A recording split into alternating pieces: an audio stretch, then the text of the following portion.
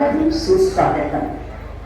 अपने दूरदर्शी एवं अभिनव दृष्टिकोण से भारत को नई ऊंचाइयों पर ले जाने के लिए सतत प्रयत्नशील परम आदरणीय प्रधानमंत्री जी, आपके द्वारा विकसित भारत निर्माण के संकल्प को सिद्ध करने की दिशा में अमृत भारत स्टेशन योजना के अंतर्गत रेलवे स्टेशनों को पुनर्विकसित कर उनका कायाकल्प किया जा रहा है और इसी क्रम में आज पूरे भारतवर्ष में 508 रेलवे स्टेशनों के पुनर्विकास की आधारशिला रखी जा रही है। इस कार्यक्रम को प्रारंभ करने के लिए मैं सर्वप्रथम माननीय रेल, संचार, इलेक्ट्रॉनिक्स एवं सूचना प्रौद्योगिकी मंत्री श्री अश्विनी वैष्णव जी से स्वागत संबोधन के लिए अनुरोध करती हूँ। परम आदरणीय प्रधानमंत्री श्री नरेंद्र मोदी जी, देश के विभिन्न राज्यों से जुड़े माननीय राज्यपाल एवं माननीय मुख्यमंत्री महोदय, केंद्रीय मंत्रिमंडल और विभिन्न राज्यों के मंत्री महोदय, माननीय सांसद, माननीय विधायक महोदय, उपस्थित पद्म पुरस्कार से सम्मानित महानुभाव, अध्यापकगण, छात्र, स्पोर्ट्स पर्सन और समाज के विभिन्न क्षेत्रों से जुड़े प्रबुद्ध नागरिक और मीडिया के सभी साथी, आप सबका इस ऐतिहासिक समारोह में हार्दिक स्वागत करता हूँ। माननीय प्रधानमंत्री जी का रेलवे से एक भावनात्मक जुड़ाव रहा है। उन्होंने रेलवे को यातायात के साधन से बढ़कर जन सामान्य के जीवन में बदलाव लाने का आधार माना है। रेलवे को आर्थिक विकास का माध्यम माना है। पिछले 9 वर्षों में भारतीय रेलवे में हुए अभूतपूर्व ट्रांसफॉर्मेशन प्रधानमंत्री जी की रेल विकास से राष्ट्र विकास की सोच का साक्षी है। इस वर्ष देश के हर राज्य को प्रधानमंत्री जी ने रिकॉर्ड रेल बजट का आवंटन किया है। पिछले 9 वर्षों में रेलवे को आवंटित राशि करीब 9 गुना बढ़कर इस साल 2,40,000 करोड़ रुपए की गई। प्रधानमंत्री जी का एक स्पष्ट फोकस रहा है सेफ्टी, उत्तम पैसेंजर एक्सपीरियंस और नई टेक्नोलॉजी का उपयोग। चाहे जम्मू कश्मीर में आज विश्व का सबसे ऊंचा रेलवे आर्च ब्रिज बन रहा हो, कोलकाता में हुगली नदी के नीचे मेट्रो बनने का काम हो, देश में चल रही 50 वंदे भारत सर्विसेज का काम हो, या फिर तेजी से बन रहे मुंबई से अहमदाबाद बुलेट ट्रेन प्रोजेक्ट का काम हो, प्रधानमंत्री जी के नेतृत्व में इन सब प्रोजेक्ट्स की देश भर में चर्चा है। इसी कड़ी में अमृत भारत स्टेशंस की परिकल्पना भी 140 करोड़ देशवासियों की आकांक्षा और अपेक्षाओं को पूरा करने के संकल्प से बंधी है। माननीय प्रधानमंत्री जी का स्पष्ट मार्गदर्शन था कि स्टेशन का डिजाइन ऐसा बने जो अगले 50 वर्षों की जरूरतों के लिए उपयुक्त हो। ऐसे वर्ल्ड क्लास डिजाइन पे काम करके आज 508 स्टेशन का फाउंडेशन स्टोन माननीय प्रधानमंत्री जी लेकर आए। इसीलिए आज हर स्टेशन का पुनर्विकास इस तरह से हो रहा है कि शहर के दोनों भागों को जोड़े, स्टेशन सिटी सेंटर के रूप में उभरे, मल्टी मॉडल ट्रांसपोर्ट सुविधाएं हो, city bus, metro, car, bike, पैदल यात्री सभी आसानी से आ जा सके, नए अर्बन स्पेसेस बने जो नागरिकों को नई सुविधाएं दे सके। हर स्टेशन पर रूफ प्लाजा हो जहां पर वोकल फॉर लोकल और वन स्टेशन वन प्रोडक्ट के माध्यम से स्थानीय क्राफ्ट्समैन को नए अवसर मिले। ये हमारे लिए सौभाग्य की बात है कि माननीय प्रधानमंत्री जी आज पूरे देश में अपने विजन पर आधारित 508 अमृत भारत स्टेशनों का शिलान्यास करेंगे। सबका साथ, सबका विकास, सबका विश्वास और सबका प्रयास के मूल मंत्र पर आधारित ये नए स्टेशन सभी नागरिकों को दिखने की और प्रारूप प्रदान करेंगे। कुल 24,500 करोड़ रुपए की लागत से बन रहे इन स्टेशनों पर बच्चे, माताएं, वरिष्ठ नागरिक, दिव्यांगजन, इन सब की जरूरतों को ध्यान में रखकर सुविधाएं दी जाए।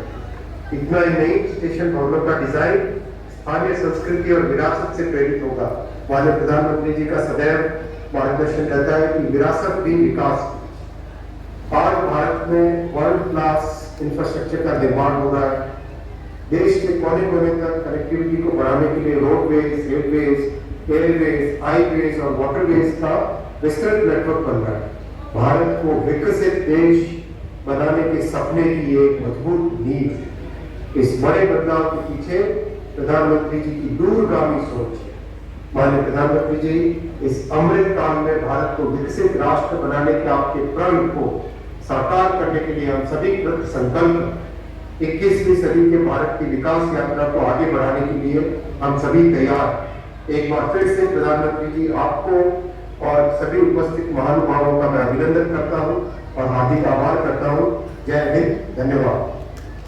धन्यवाद माननीय मंत्री जी। आज के इस कार्यक्रम के माध्यम से देश में रेलवे इंफ्रास्ट्रक्चर के एक नए युग का आरंभ होने जा रहा है। 508 रेलवे स्टेशनों को विश्व स्तरीय बनाने के क्रम में जिन सुविधाओं का सृजन किया जा रहा है, आइए नजर डालते हैं इसकी झलक दिखाती एक लघु फिल्म पर। मैं भारत का रेलवे स्टेशन, गरीब, मिडिल क्लास, साधारण लोग मेरे मेहमान होते हैं। मैं सबके लिए सोचता हूं, लेकिन अंग्रेजों के जमाने से मेरे लिए सोच गरीब ही होती थी। अब गरीब लोग थक के नहीं खाएंगे तो और कौन खाएगा? गरीब थोड़े ही एसी की हवा खाएगा, वो तो लंबी सीढ़ियां चढ़ेगा, अपने बुजुर्ग माँ बाप को भी कष्ट से चढ़ाएगा। साधारण आदमी कहां एयरपोर्ट से सुविधा पाएगा? भले मैं देश की अर्थव्यवस्था का बहुत बड़ा इंजन हूं, लेकिन मॉडर्न बड़ा इंफ्रास्ट्रक्चर तो बड़े लोगों के लिए बनेगा। देश का साधारण आदमी तो स्टेशनों पर पार्किंग से लेकर हर चीज के लिए धक्के ही खाएगा। चलो मान लो रेलवे स्टेशनों का उत्थान भी होगा, तो वो भी केवल मुंबई दिल्ली में होगा। कहां छोटे शहरों के स्टेशनों का नंबर लगेगा? भारत के रेलवे स्टेशनों की ये कड़वी हकीकत होती थी, पर इस स्थिति को बदलने का बीड़ा उठाया हमारे प्रधानमंत्री नरेंद्र मोदी जी ने। स्वयं बचपन में रेलवे स्टेशन पर चाय बेचकर पिता का हाथ बटाने वाले बालक ने देश के हर आम नागरिक के लिए एक बड़ा सपना देखा, भारत के रेलवे स्टेशनों की काया पलट का। देश के 3 रेलवे स्टेशनों को बदलकर ये यात्रियों के सामने नए भारत की संकल्प शक्ति दिखा चुके हैं। गांधीनगर का कैपिटल स्टेशन, भोपाल का रानी कमलापति स्टेशन और बेंगलुरु का सर एम विश्वेश्वरैया स्टेशन। इसी राह पर पूरे देश के 508 रेलवे स्टेशनों का पुनर्विकास होने जा रहा है। देखिए इस नक्शे को, देश भर में आकांक्षाओं तक पहुंचेगी ये क्रांति, जो कि प्रेरणा होगी अमृत काल में हर क्षेत्र के बाकी स्टेशनों के लिए।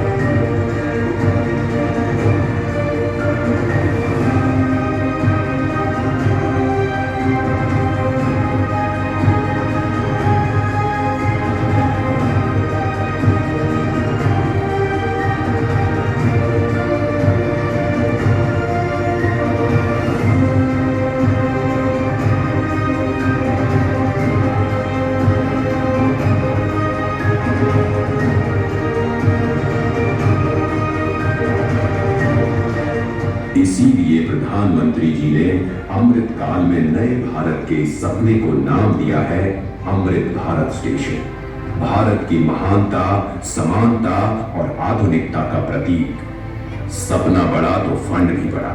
जो रेलवे बजट 2014 में 65,000 करोड़ का हुआ करता था, वो आज है 2,40,000 करोड़ का, जिसमें से 508 स्टेशनों के पुनर्विकास के लिए दिए जा रहे हैं लगभग 25,000 करोड़। लक्ष्य यही है कि सामान्य यात्रियों को बेहतर सुविधा मिले, काम के लिए आना जाना आसान हो। पता है, अन्य देशों की तरह हमारे देश के रेलवे स्टेशन केवल रेलवे स्टेशन नहीं होते, यहाँ इमोशन भी है, यादें भी, ठिठुलियां भी और राहत भी। सांस्कृतिक आदान प्रदान के केंद्र भी होते हैं हमारे स्टेशन। इतनी महान संस्कृति एवं वास्तुकला को अब प्रदर्शित करेंगे हमारे नए अमृत रेलवे स्टेशन, ताकि यहाँ खींचे जाने वाली हर सेल्फी के साथ भारत और जुड़े और जिए और खिले। ऐसे शानदार स्टेशन पहले लोग विदेशों में ही देखते थे, अब भारत में भी ऐसे स्टेशन बन रहे हैं। तो अब हमारे स्टेशन होंगे जानदार भी और शानदार भी। यहाँ एयरपोर्ट्स की तरह मल्टी लेवल पार्किंग होगी, प्रवेश निकास के अलग अलग द्वार होंगे। यहाँ सुंदर एग्जीक्यूटिव लाउंज, यात्री प्रतीक्षालय होंगे। यहाँ सीसीटीवी से निगरानी होगी, फ्री वाईफाई होगा। और सोचिए, लिफ्ट और एस्केलेटर से कितने बुजुर्गों, दिव्यांगों की यात्रा सुखद होगी। अब दिव्यांगों की सुविधा के लिए हमारे स्टेशनों पर ब्रेल लिपि वाले साइनेज भी होंगे। पर्यावरण को भी पीछे नहीं छोड़ेंगे हमारे अमृत स्टेशन। ये सभी इमारतें बनेंगी ग्रीन बिल्डिंग मापदंडों के अनुसार और समुचित प्रकाश व्यवस्था से युक्त होंगे स्टेशन। और सभी स्टेशनों में दोनों ओर सुनिश्चित की जाएगी कनेक्टिविटी। ये नए विकसित स्टेशन सिर्फ स्टेशनों को ही नहीं, पूरे शहर को मॉडर्न इंफ्रास्ट्रक्चर देंगे। ये स्टेशन सिर्फ रेलवे की सुविधाओं तक सीमित नहीं रहेगा, बल्कि ये मल्टी मॉडल कनेक्टिविटी का भी हब होगा। यानी बस हो, मेट्रो हो, टैक्सी हो, ऑटो हो, यातायात के हर साधन यहाँ एक ही छत के नीचे कनेक्टेड होंगे। यात्रियों की सुविधा और बेहतर मार्गदर्शन के लिए एक समान साइनेज लगाए जाएंगे। अमृत स्टेशन आइकॉनिक स्ट्रक्चर के साथ सिटी सेंटर भी बनेंगे। यहाँ होंगे भव्य रूफ प्लाजा, शॉपिंग कॉम्प्लेक्सेस, बच्चों के लिए गेमिंग जोन, फूड कोर्ट्स। अमृत स्टेशन के जरिए ये सारी खुशियां और सुविधाएं छोटे शहरों के लोगों का भी अधिकार होंगी। प्रधानमंत्री जी के परिश्रम पर देश के विश्वास का प्रतीक अमृत भारत स्टेशन।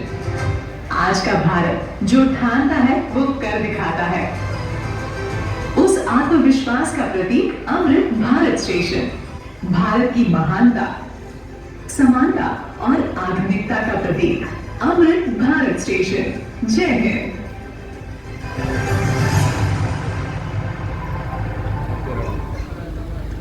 अब मैं आदरणीय प्रधानमंत्री जी से आग्रह करती हूँ कि वे रिमोट का बटन दबाकर 508 अमृत भारत स्टेशनों के पुनर्विकास का शिलान्यास करें।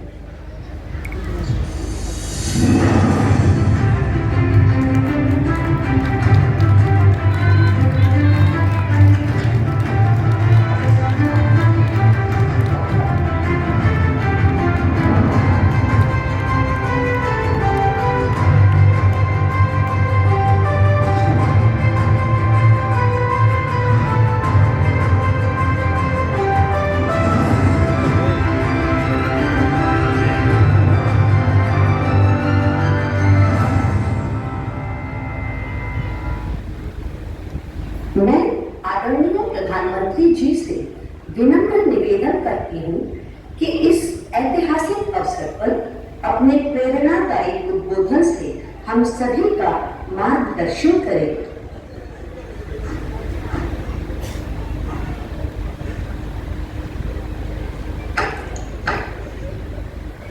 नमस्कार।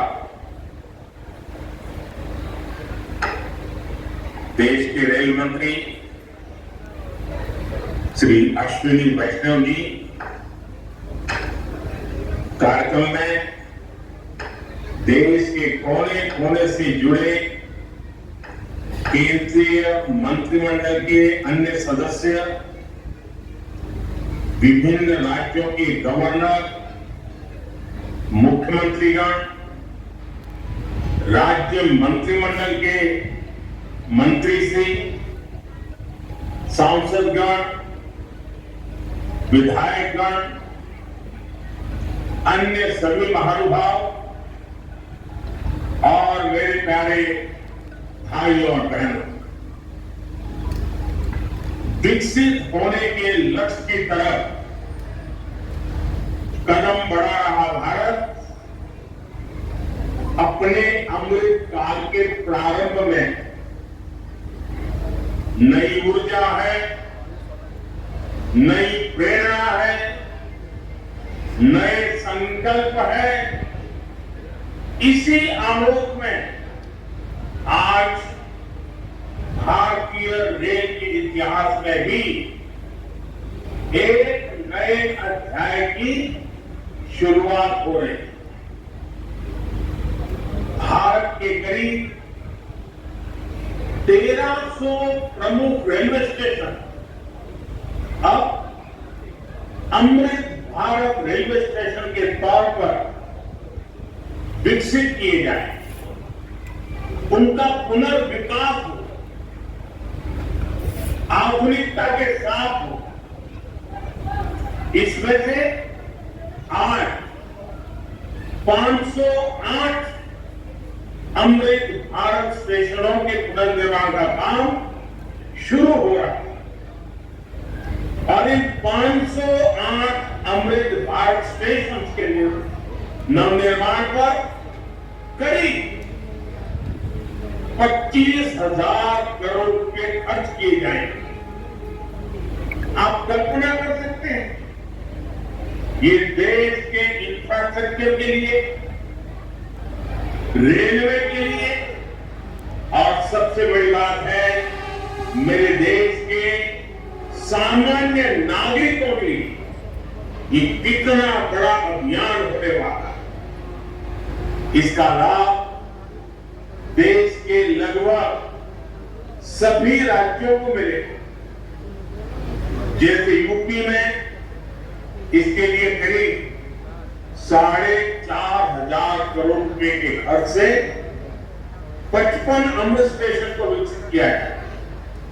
राजस्थान के भी 55 railway station Amrit Bharat station बनेंगे। एमपी में 1,000 करोड़ रुपए के खर्च से 34 स्टेशन का कायाकल्प होने वाला है। महाराष्ट्र में 44 स्टेशन के विकास के लिए 1,500 करोड़ रुपए से ज्यादा खर्च होंगे। तमिलनाडु, कर्नाटका और केरला के भी प्रमुख स्टेशन को अमृत भारत स्टेशन के रूप में विकसित किया जाए। मैं अमृत काल के प्रारंभ में इस ऐतिहासिक अभियान के लिए रेल मंत्रालय की सराहना करता हूं और सभी देशवासियों को बधाई देता हूं। साथियों, आज पूरी दुनिया की दृष्टि भारत पर है। वैश्विक स्तर पर भारत की सांस बड़ी है। भारत को लेकर दुनिया का रवैया बदला है और इसकी दो प्रमुख बातें हैं, दो मुख्य वजह हैं। पहली, आप देशवासी, भारत के लोगों ने करीब 3 दशक बाद, 30 साल बाद देश में पूर्ण बहुमत की सरकार बनाई। वो पहली वजह और दूसरी वजह है पूर्ण बहुमत की सरकार ने उसी स्पष्टता के साथ जनता जनार्दन की उनकी भावना का आदर करते हुए बड़े बड़े निर्णय लिए, चुनौतियों के स्थायी समाधान के लिए अविरत काम किया। आज भारतीय रेलवे भी इसका प्रतीक बन चुकी है। बीते वर्षों में रेलवे में ही जितना काम हुआ है उसके आंकड़े, उसकी जानकारी हर किसी को पसंद भी करती हैं, हैरान भी कर देती हैं। जैसे दुनिया में south Africa, Ukraine, Poland, UK और स्वीडन जैसे देशों में जितना रेल नेटवर्क है उससे ज्यादा रेल ट्रैक हमारे देश में इन 9 वर्षों में बिछाए गए हैं। अब कल्पना करिए स्केल, साउथ कोरिया, न्यूजीलैंड और ऑस्ट्रेलिया जैसे देशों का जितना रेल नेटवर्क है उससे ज्यादा ट्रैक भारत ने अकेले पिछले साल बनाए हैं। एक साल में भारत में आज आधुनिक ट्रेनों की संख्या भी तेजी से बढ़ रही है। आज देश का लक्ष्य है कि रेलवे की यात्रा हर यात्री की, हर नागरिक की सुलभ भी हो और सुखद भी हो। अब ट्रेन से लेकर स्टेशन तक आपको एक बेहतर, एक उम्दा से उम्दा एक्सपीरियंस देने का प्रयास है। प्लेटफॉर्म पर बैठने के लिए बेहतर सीटें लग रही हैं, अच्छे वेटिंग रूम बनाए जा रहे हैं। आज देश के हजारों रेलवे स्टेशनों पर मुफ्त वाईफाई की सुविधा है। हमने देखा है इस मुफ्त इंटरनेट का कितने ही युवाओं ने लाभ उठाया। पढ़ाई करके वो अब बहुत कुछ अपने जीवन में सिद्धियां प्राप्त हो चुके हैं। साथियों, ये इतनी बड़ी सिद्धियां हैं, जिस प्रकार से रेलवे में काम हुआ है, किसी भी पीएम का मन कर जाएगा कि इनका जिक्र 15 अगस्त को लाल किले से करें। और जब 15 अगस्त सामने है तो मन बहुत ही लालायित होता है कि उसी दिन इसकी चर्चा करूं। लेकिन आज इतना विराट आयोजन हो रहा है, देश के कोने कोने से लोग जुड़े हैं, इसलिए मैं अभी ही इस बात पर इतने विस्तार से चर्चा कर। साथियों, रेलवे को हमारे देश की लाइफलाइन कहा है, लेकिन इसके साथ ही हमारे शहरों की पहचान भी शहर के रेलवे स्टेशन से जुड़ी होती है। समय के साथ ये रेलवे स्टेशन अब हार्ट ऑफ द सिटी बन गए।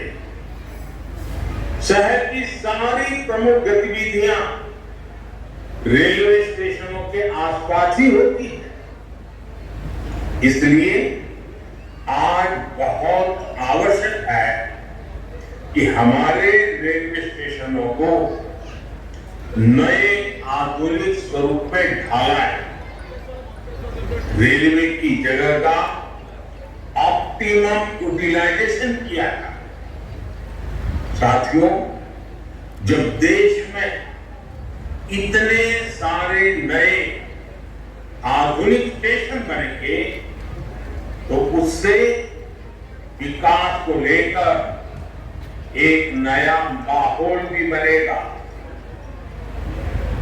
देशी विदेशी कोई भी पर्यटक जब ट्रेन से इन आधुनिक स्टेशनों पर पहुंचेगा तो राज्य की, आपके शहर की पहली तस्वीर उसे जरूर प्रभावित करेगी।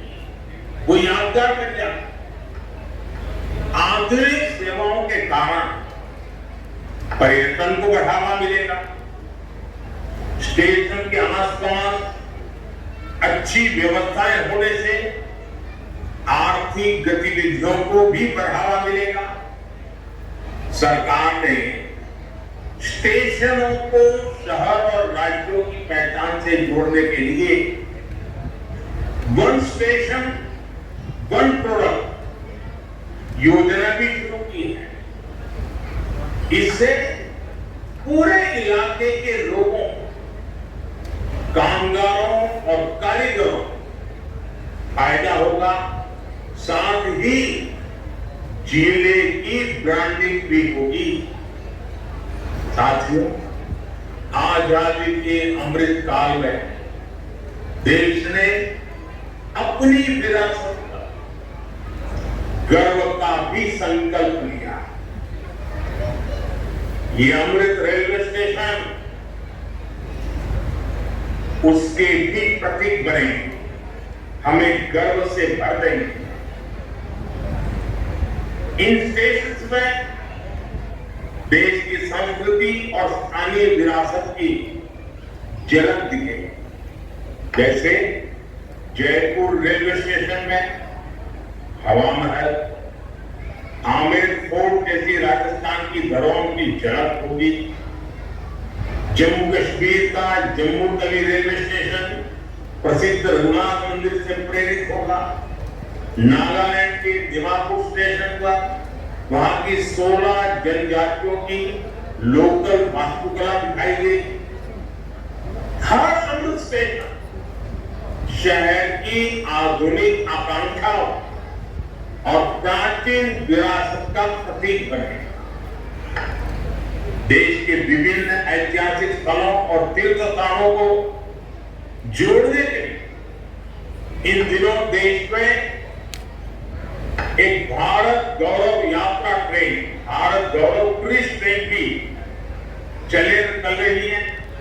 शायद आपके ध्यान में आया होगा, उसको भी मजबूती दी जा रही है। साथियों, किसी भी व्यवस्था को ट्रांसफॉर्म करने के लिए जरूरी होता है कि हम उसके पोटेंशियल को पहचानें।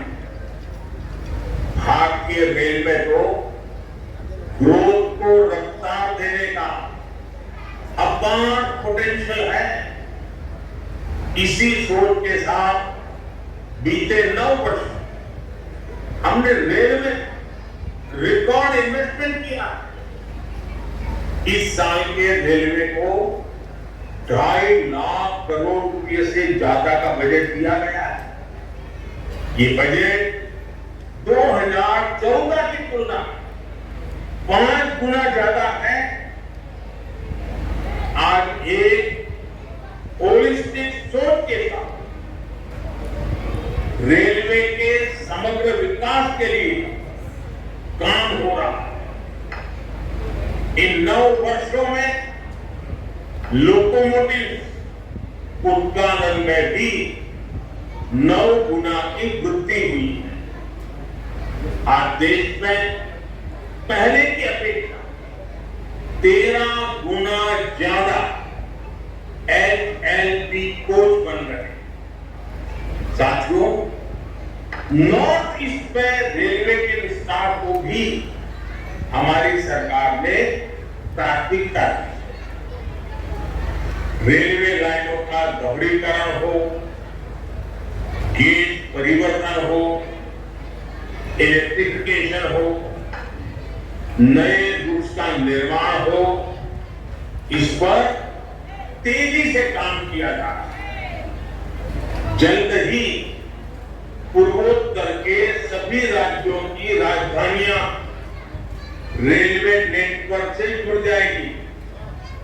नागालैंड में 100 साल बाद दूसरा रेलवे स्टेशन बना है।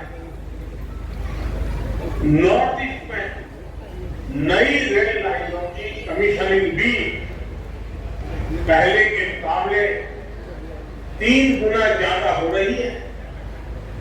साथियों, पिछले 9 वर्षों 2200 किलोमीटर डेडिकेटेड ट्रेन कॉरिडोर भी बनाए गए। इसकी वजह से माल गाड़ियों के के ट्रेवल टाइम में काफी कमी आई है। दिल्ली एनसीआर से वेस्टर्न कोस्ट तक, चाहे गुजरात के समुद्री तट हो या महाराष्ट्र का समुद्री तट, पहले जो सामान ट्रेन से पहुंचाने में एवरेज औसतन 72 घंटे लगते थे, आज वही लगेज, वही सामान, वही फूड 24 घंटे में पहुंच जाता। ऐसे ही दूसरे रूट पर भी टाइम में 40% की कमी आई है। ट्रैवल टाइम में कमी आने का मतलब है कि मालगाड़ियों की गति बढ़ी है और सामान भी अब ज्यादा तेजी से पहुंच रहा है। इसका बड़ा लाभ हमारे उद्यमियों, कारोबारियों और खास करके हमारे किसान भाई बहनों को हो रहा है। हमारी फल सब्जियां अब ज्यादा तेजी से देश के एक कोने से दूसरे कोने तक जा रही है। जब देश में इस तरह का ट्रांसपोर्टेशन तेज होगा तो उतनी ही तेजी से भारत के जो उत्पाद है, हमारे छोटे मोटे कारीगर, हमारे लघु उद्योग जो कुछ उत्पादन करते हैं, वो सामान विश्व बाजार में भी तेजी से पहुंचेगा। साथियों, आप सभी ने देखा कि पहले रेलवे ओवरब्रिज का कम होने के कारण कितनी दिक्कतें आती थी। 2014 से पहले देश में 6000 से भी कम रेलवे ओवरब्रिज और अंडरब्रिज थे। आज ओवरब्रिज और अंडरब्रिज की ये संख्या 10,000 से ज्यादा हो गई है। देश में बड़ी लाइन पर मानव रहित क्रॉसिंग की संख्या भी शून्य हो चुकी है। रेलवे और रेलवे प्लेटफॉर्म पर यात्री सुविधाओं के निर्माण में आज बुजुर्गों की, दिव्यांगजनों की जरूरतों का विशेष ध्यान रखा जा रहा है। साथियों, हमारा जो भारतीय रेलवे को आधुनिक बनाने के साथ ही पर्यावरण फ्रेंडली बनाने पर भी है। बहुत जल्द भारत के 100% रेल ट्रैक इलेक्ट्रीफाइड होने जा रहे हैं। यानी कुछ ही वर्षों में भारत की सारी ट्रेनें सिर्फ बिजली से चला करेगी। इससे पर्यावरण की कितनी बड़ी मदद होगी, आप अंदाजा लगा सकते हैं। 9 वर्षों में सोलर पैनल से बिजली बनाने वाले रेलवे स्टेशनों की संख्या भी 1200 से ज्यादा हो गई है। लक्ष्य यही है कि आने वाले समय में सभी स्टेशन ग्रीन एनर्जी बनाएं। हमारी ट्रेनों के करीब 70,000 डिब्बे, 70,000 कोचिंग में एलईडी लाइट्स लगाई जाती। ट्रेनों में बायो टॉयलेट की संख्या भी 2014 के मुकाबले अब 28 गुना ज्यादा हो गई। ये जितने अमृत स्टेशन बनेंगे, ये भी ग्रीन बिल्डिंग के मानकों को पूरा करेंगे। 2030 तक भारत एक ऐसा देश होगा जिसकी रेलवे नेट जीरो एमिशन पर चलेगी। साथियों, रेल ने दशकों से हमें अपनों से मिलने का बहुत बड़ा अभियान चलाया है, काम किया है। एक प्रकार से देश को जोड़ने का भी काम किया है। अभी हमारी जिम्मेदारी है कि हम रेल को एक बेहतर पहचान और आधुनिक भविष्य से जोड़े और रेल की रक्षा, व्यवस्थाओं की रक्षा, सुविधाओं की रक्षा, स्वच्छता की रक्षा, एक नागरिक के नाते उस कर्तव्य को हमें निभाना है, क्योंकि अमृतकाल कर्तव्य काल भी है। लेकिन साथियों, कुछ बातें जब आप देखते हैं तो मन को पीड़ा भी होती है। दुर्भाग्य से हमारे देश में विपक्ष का एक धड़ा आज भी पुराने धरे पर चल रहा है। वो आज भी खुद तो कुछ करेंगे नहीं और किसी को करने भी नहीं देंगे, न काम करेंगे न करने देंगे। ये रवैया पहले किया देश ने आज की और भविष्य की जरूरतों की चिंता करते हुए संसद की आधुनिक इमारत बनवाई। संसद देश के लोकतंत्र की प्रतीक होती है। उसमें पक्ष विपक्ष सबका प्रतिनिधित्व होता है, लेकिन विपक्ष के इस धड़े ने विपक्ष के इस धड़े ने संसद की नई इमारत का भी विरोध किया। हमने कर्तव्य पथ का विकास किया तो उसका भी विरोध किया है। इन लोगों ने 70 साल तक देश के वीर शहीदों के लिए वॉर मेमोरियल तक नहीं बनाया। जब हमने नेशनल वॉर मेमोरियल बनाया, उसका निर्माण किया, तो इसकी भी सरेआम आलोचना करते उनको शर्म नहीं आई। सरदार वल्लभ भाई पटेल का बैंक ऑफ यूनिटी आज दुनिया की सबसे बड़ी मूर्ति है। हर हिंदुस्तानी को गर्व होता है। अब कुछ राजनीतिक दल चुनाव के समय को सरदार साहब को याद कर लेते हैं, लेकिन आज तक इनका एक भी बड़ा नेता स्टैच्यू ऑफ यूनिटी में जाकर के सरदार साहब की भव्य प्रतिमा के न दर्शन किए न उन्हें नमन किया। लेकिन साथियों, हमने देश के विकास को इस सकारात्मक राजनीति से आगे बढ़ाने का फैसला, और इसलिए नकारात्मक राजनीति से ऊपर सकारात्मक राजनीति के रमार्ग पर एक मिशन के रूप में हम चल रहे हैं। किस राज्य में किसकी सरकार है, कहां किसका वोट बैंक है, इस सब से ऊपर उठकर हम पूरे देश में विकास को सर्वोच्च प्राथमिकता दे रहे हैं। सबका साथ सबका विकास, ये धरती पर चरितार्थ करने के लिए जी जान से जुटे।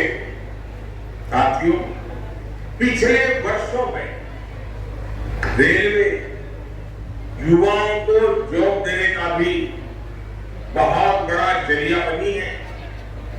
करीब 1.5 लाख से ज्यादा युवाओं को अकेले रेलवे में पक्की नौकरी मिली है। इसी तरह इंफ्रास्ट्रक्चर पर लाखों करोड़ के निवेश से लाखों युवाओं को रोजगार मिल रहा है। इस समय केंद्र सरकार 10 लाख युवाओं को नौकरी देने का अभियान भी चला रही है। रोजगार मेलों में लगातार युवाओं को नियुक्ति पत्र मिल रहा है। ये बदलते भारत की वो तस्वीर है जिसमें विकास युवाओं को नए अवसर दे रहा है और युवा विकास को नए पंख लगा रहे हैं। साथियों, आज इस कार्यक्रम में बहुत सारे स्वतंत्रता सेनानी हमें आशीर्वाद देने के लिए उपस्थित हैं। कई पद्म सम्मान प्राप्त महानुभाव भी इस कार्यक्रम की शोभा बढ़ा रहे हैं। हर भारतीय के लिए अगस्त महीना बहुत विशेष महीना होता है। ये महीना क्रांति का महीना, कृतज्ञता का महीना, कर्तव्य भावना का मार्ग है। अगस्त में कितने ही ऐतिहासिक दिवस आते हैं जिन्होंने भारत के इतिहास को नई दिशा दी और आज भी हमें प्रेरित करते हैं। कल 7 अगस्त को पूरा देश स्वदेशी आंदोलन को समर्पित नेशनल हैंडलूम डे मनाए। 7 अगस्त की ये तारीख हर भारतीय के लिए वोकल फॉर लोकल होने के संकल्प को दोहराने का। कुछ ही दिनों बाद गणेश चतुर्थी का पवित्र पर्व भी आने वाला है। हमें अभी से इको फ्रेंडली गणेश चतुर्थी की तरफ जाना है। हम कोशिश करें कि गणपति बप्पा की प्रतिमाएं इको फ्रेंडली मटेरियल की बनी हो। इस वर्ष हमारे स्थानीय कारीगर, हमारे हस्तशिल्पियों और हमारे छोटे उद्यमियों के बनाए उत्पादों को खरीदने की प्रेरणा दी। साथियों, 7 तारीख के एक दिन बाद 9 अगस्त आ रही। 9 अगस्त वो तारीख है जब ऐतिहासिक क्विट इंडिया मूवमेंट की शुरुआत हुई। महात्मा गांधी ने मंत्र दिया था और क्विट इंडिया मूवमेंट ने स्वतंत्रता की तरफ भारत के कदमों में नई ऊर्जा पैदा कर दी। इसी से प्रेरित होकर आज पूरा देश हर बुराई के लिए कह रहा है क्विट इंडिया। चारों तरफ एक ही गूंज है, करप्शन क्विट इंडिया, यानी भ्रष्टाचार इंडिया छोड़ो, डायनेस्टी क्विट इंडिया, यानी परिवारवाद इंडिया छोड़ो, अपीसमेंट क्विट इंडिया, यानी पुष्टिकरण इंडिया छोड़ो। साथियों, उसके बाद 15 अगस्त की पूर्व संध्या, 14 अगस्त का विभाजन विभीषिका स्मरण दिवस, जब मां भारती के 2 टुकड़े हो गए। एक ऐसा दिन है जो हर भारतीय की आंखों को नम कर देगा। ये उन अनगिनत लोगों को याद करने का दिन है जिन्होंने भारत के बंटवारे की बड़ी कीमत चुकाई। ये उन परिवारों के प्रति एकजुटता को दिखाने का, जिन्होंने अपना सब कुछ खो दिया और फिर भी साहस के साथ मां भारती के लिए अपनी श्रद्धा को लेते हुए जीवन को पटरी पर लेने के लिए जूझते हैं। आज ये अपने परिवार, अपने देश के हित में, देश के विकास में महत्वपूर्ण योगदान दे रहे हैं।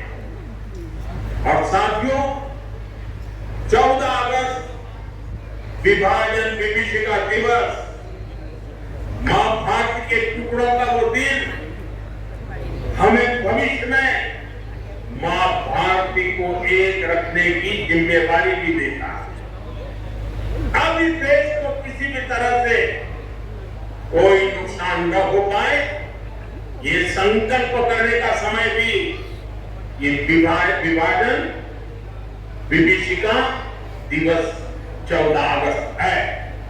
साथियों, देश का हर बच्चा बुजुर्ग सबको 15 अगस्त का इंतजार है। और हमारा 15 अगस्त हमारा स्वतंत्रता दिवस हमारे तिरंगे और हमारे राष्ट्र की प्रगति के प्रति हमारी प्रतिबद्धता को दोहराने का समय है। पिछले साल की तरह ही इस बार भी हमें हर घर तिरंगा फहराना, हर घर तिरंगा, हर दिल तिरंगा, हर मन तिरंगा, हर मकसद तिरंगा, हर सपना तिरंगा, हर संकल्प तिरंगा। मैं देख रहा हूं कि अनेक साथी आजकल सोशल मीडिया अपनी तिरंगे वाली डीपी अपडेट कर रहे हैं। हर घर तिरंगा के उद्घोष के साथ फ्लैग मार्च भी निकाल रहे हैं। मैं आप सभी देशवासियों, विशेष रूप से युवाओं को हर घर तिरंगे इस आंदोलन से जुड़ने का और इसका प्रचार प्रसार करने का भी आग्रह करता है। साथियों, लंबे समय तक हमारे देश के लोग यही सोचते थे कि वो जो टैक्स चुका रहे हैं उसका कोई मतलब नहीं है। उन्हें लगता था कि उनकी मेहनत से कमाए हुए पैसों को भ्रष्टाचार में उड़ा दिया जाएगा। लेकिन हमारी सरकार ने इस धारणा को बदल दिया। आज लोगों को महसूस होता है कि उनके पैसे का पाई का उपयोग राष्ट्र के निर्माण में हो रहा है। सुविधाएं बढ़ रही हैं, ईज ऑफ लिविंग बढ़ रही है। जो मुसीबतें आपको झेलनी पड़ी वो आपके बच्चों को झेलनी न पड़े, उसके लिए दिन रात काम हो रहा है। इसका परिणाम ये है कि टैक्स भरने वाले लोग विकास के प्रति एक विश्वास बढ़ा है और उसके कारण टैक्स देने वालों की संख्या भी बढ़ रही। एक समय जब देश में 2 लाख रुपए की इनकम पर टैक्स लग जाता था, आज ये मोदी की गारंटी देखिए, आज 7 लाख रुपए तक की इनकम पर कोई टैक्स नहीं लगता। इसके बावजूद देश में जमा होने वाली इनकम टैक्स की राशि भी लगातार बढ़ रही है, जो विकास के काम आ रही है। इसका स्पष्ट संदेश है कि देश में मध्यम वर्ग का दायरा लगातार बढ़ रहा है। अभी 5 दिन पहले इनकम टैक्स रिटर्न भरने की आखिरी तारीख गुजरी है। इस साल हमने देखा है कि इनकम टैक्स रिटर्न भरने वालों की संख्या 16% बढ़ी है। ये दिखाता है कि लोगों का देश की सरकार पर, देश में हो रहे नवनिर्माण पर और विकास की कितनी जरूरत है इस बात पर भरोसा कितना बढ़ रहा है।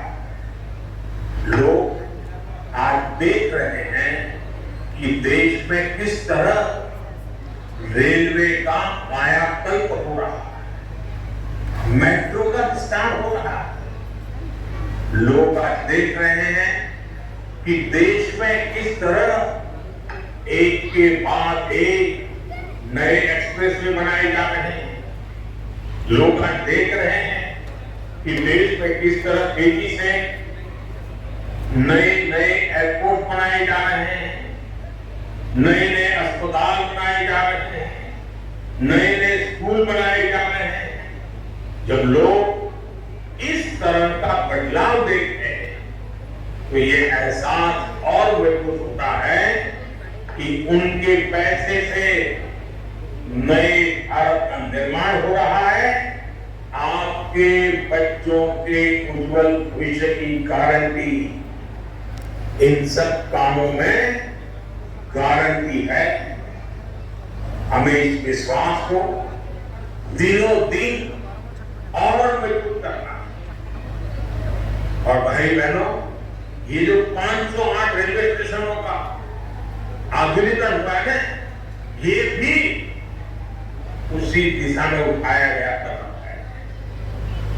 मैं आपको विश्वास दिलाता हूं, अमृत भारत स्टेशन भारतीय रेल के इस कायाकल्प को एक नई ऊंचाई है। आओ इस क्रांति के महीने में हम सभी हिंदुस्तानी नए संकल्पों के साथ 2047 में जो देश आजादी के 100 साल मनाए, भारत को विकसित बनाने के लिए एक नागरिक के नाते मेरी जो भी जिम्मेवारी है उसको अवश्य पूर्ण करूंगा। इस संकल्प के साथ आप सबका बहुत बहुत धन्यवाद, बहुत बहुत शुभकामनाएं।